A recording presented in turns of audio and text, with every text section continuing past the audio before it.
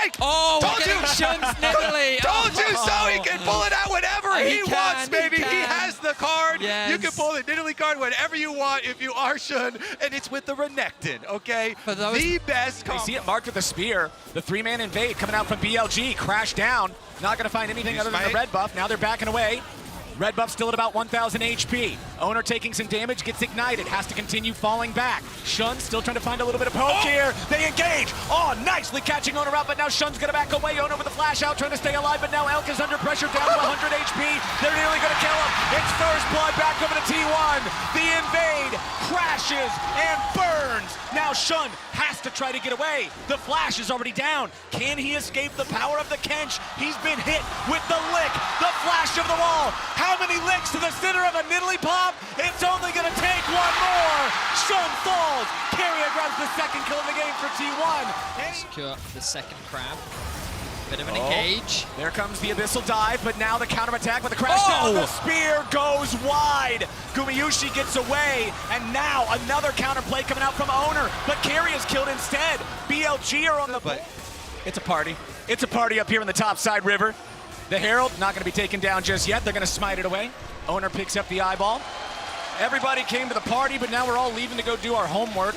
Carrier finds a tongue lash onto Yagao.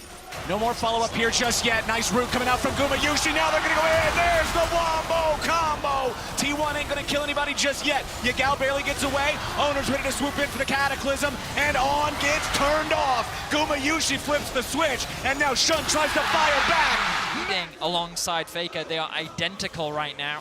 And he's only at 13 CS. The Senna doing wonders for T1. Yeah. Total damage. Zaya's topping those charts, but it's pretty easy to do when you're Gnar against a melee. Flashing forward. Mega Gnar into the wall. Wallop, rock toss. One more hit'll do it. Zaya's. Solo kills like this. When you're winning team fights, well, there you go. There it is. Revealed.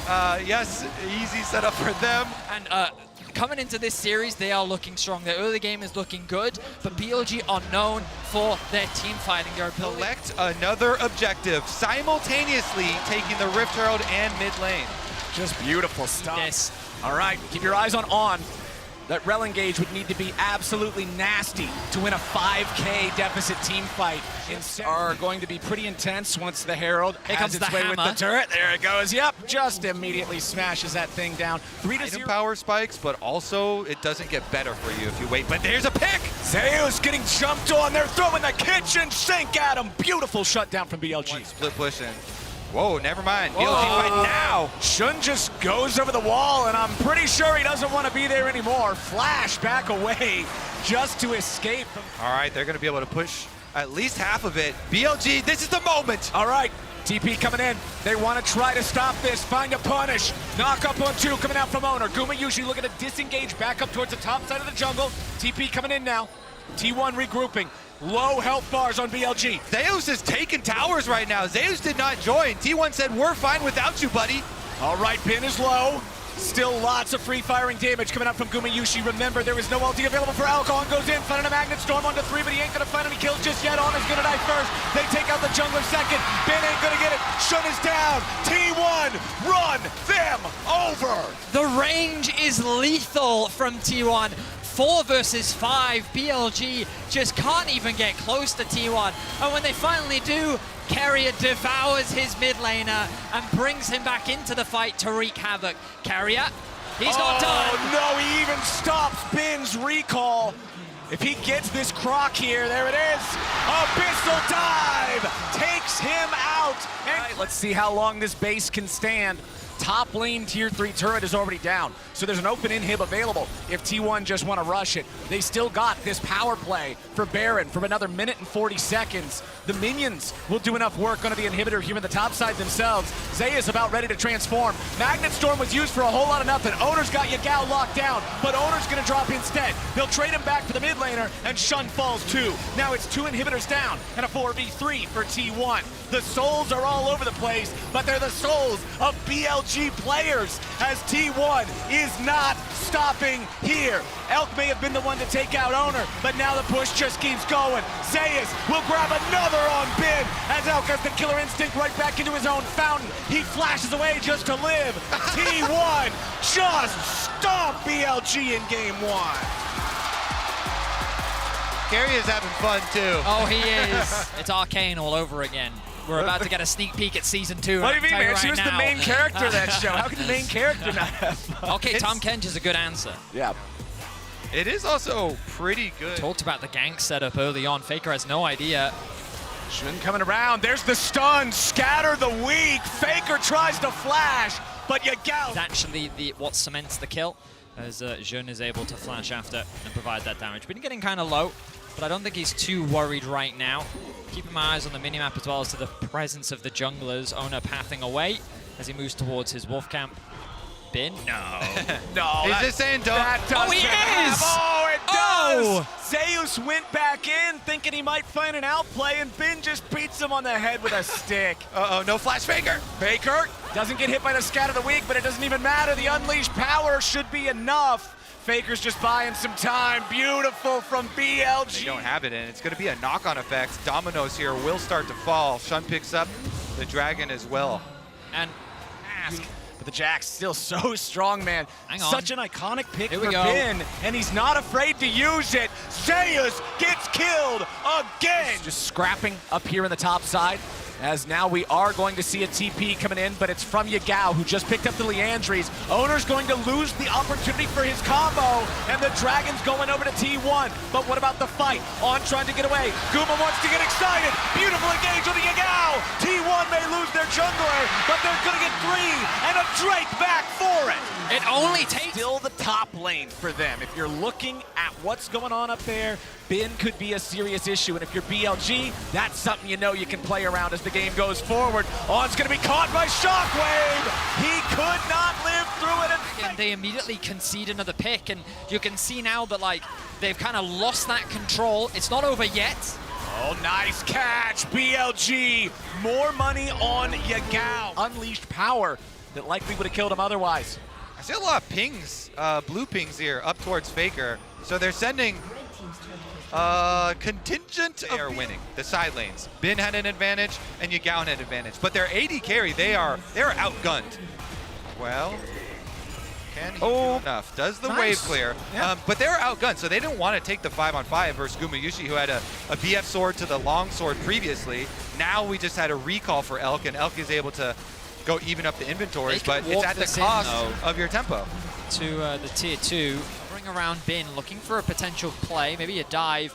But no, it looks like with the wave clear from Zeus flash. Oh, Owner just flashing in, looking for the damage here onto Elk. Nearly finds him. Super Mega Death Rocket ain't gonna get it, but the flag will be planted on the court. And that's going to be the tower on it on top of it. This is supreme control Even from game. T1. Got his ultimate and half-elfed him, but now he's behind them with a big flank. He's looking for the flank. Beautiful two-man stun. Gumayushi gets hit by it. On's coming around from the side. Guma's got to be careful, but Shun flashes back over the wall off to the left, keeping himself alive as Elk gets trapped in the Cataclysm here. Yet again, the feathers fly. Owner tries to stay alive. A dunk from the Super Mega Death Rocket. A double kill of it to Gumayushi. He's excited, and he just can't fight it. T1 are turning this game on its head. So I feel like that they actually have answers to mitigate this split push, and this is where I start to get concerned for BLG. Right now, they're taking what objectives on the map they can. Have you seen the mountain goats up on those tiny cliffs? Like, it is crazy. They're trying to catch Owner this time, but instead, it's on, and Gumayushi's unstoppable. They found Yagao! Shut down for fate! Miracle, but they're sending Zeus right for him. The two bouncers here, Keria and Zeus, gonna make sure he's getting nowhere near that thing. It's not getting an opportunity to even try. Oh, but they got him with the tongue lash. Oh! Elk has to flash over the wall. Elk with a potential massive outplay, and Zeus goes into the stasis, but he keeps himself alive. Gumayushi is dominating, and Bin will not find the stun here with a counter strike. Answer from all of T1 is yes. Faker with his crown shattered. Okay, Owner with the engage, forcing the flash out of Yagao. Beautiful flag and drag right back out over the wall. Bin gonna be the target now as On looks to try to provide some disruption. Shun back over with a ball breaker, but he ain't gonna find a whole lot. Re-engage from Owner. Stopwatch to stop them in their tracks. Oh my goodness, it's T1! Just absolutely rolling over them. Double kill for Guma, triple kill for Guma. Owner picks up another. Bin's the last man left alive, and he's gonna walk home with a broken leg. T1 absolutely dominating. T1 barely walk away with a scratch. The damage is completely mitigated. Stopwatches, Devour. Carrier didn't even use his Devour in the fight. I mean, Guma flash forward for a dead person to try and get a quadra kill. It was crazy, just a one-sided fight from T1. We talked about how they've been ramping up forward. The front line for T1. Oh, hang on, back in the action. Back in the action yet again. Shun trying to get away. Super Mega Death Rocket not going to find the target, but Gumayushi finds the kill on Elk instead, and they'll happily take that. Bin trying to disengage with a leap strike back to his jungler, but now he's going to be thrown up in the air by Onerget again. Shut down over to Gumayushi. T1 may have just won the game. Another convincing fight for T1. BLG just, they have no options in the fight. T1 are just consistently getting the better of them. Shun is forced to retreat. The TP now coming in from both Zeus and Faker.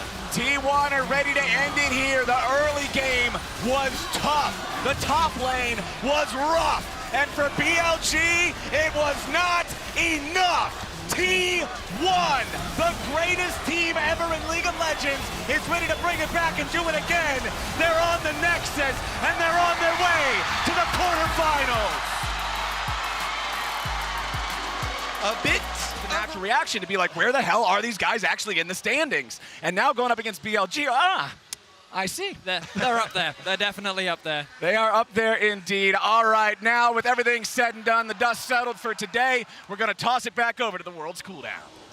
Thank you so much. The dust has not quite settled because we have a draw show coming up. And I'm scared.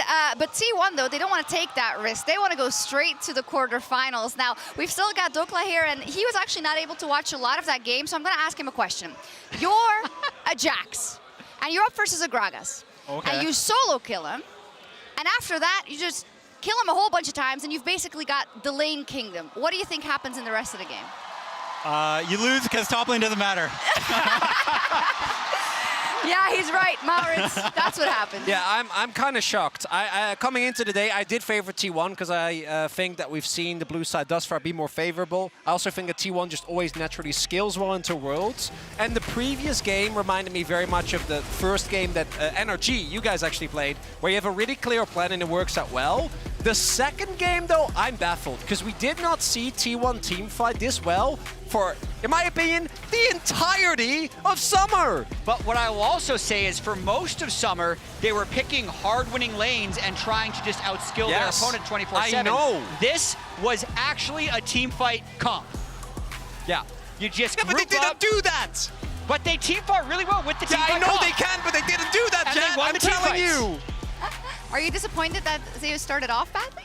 No, I mean, obviously, I would. don't care. No, because he's playing against one of the best tops in the tournament. Yeah. He made a mistake, and then against a player like Bin, you don't get to do that.